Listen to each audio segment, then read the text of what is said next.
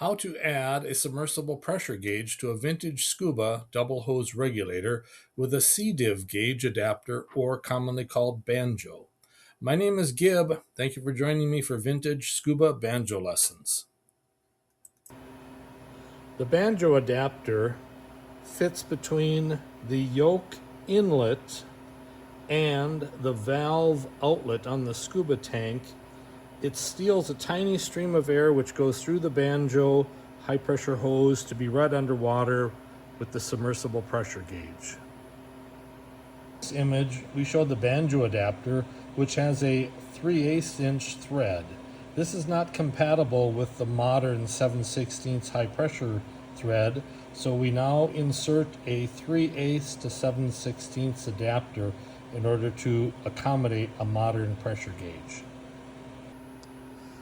To begin, we start by identifying your regulator as a single stage, such as the Mistral, with a washer, the yoke, and the yoke nut, no additional outlets, or the DA Aquamaster and the Royal Aquamaster that has the body, the yoke, a nozzle. It also has an outlet called a hookah port. This is low pressure, not high pressure. This unit has a long yoke. This unit has a short yoke. Here's a further example. The short yoke produced before 1967 and the long yoke produced after that to accommodate the Banjo fitting. In order to do all of this, we still need to make sure that the valve is a thin, low profile, such as the older US diver style valve. Some modern valves have too large of a profile to accommodate the yoke or the Banjo. If your regulator is not newer than 1967 with a long yoke or has the long yoke upgrade already, then you need to see further tutorials on how to add the long yoke.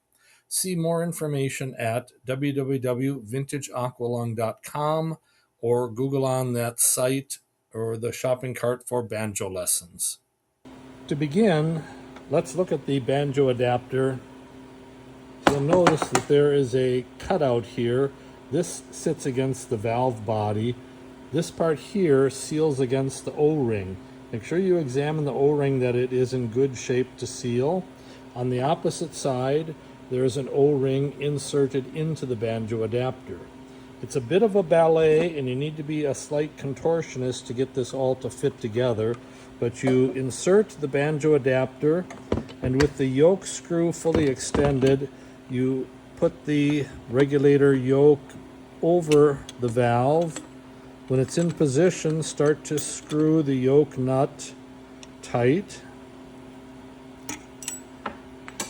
Then you can turn the pressure on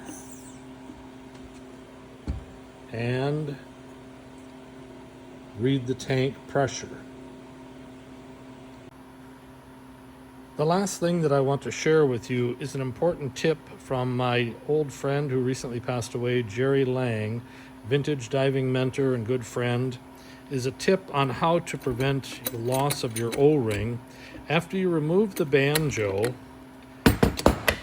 make sure that to save this O-ring that you put a bread twisty around and through the hole, as this O-ring is very likely and liable to fall out and get lost between dives. Miss you, Jerry. Rest in peace.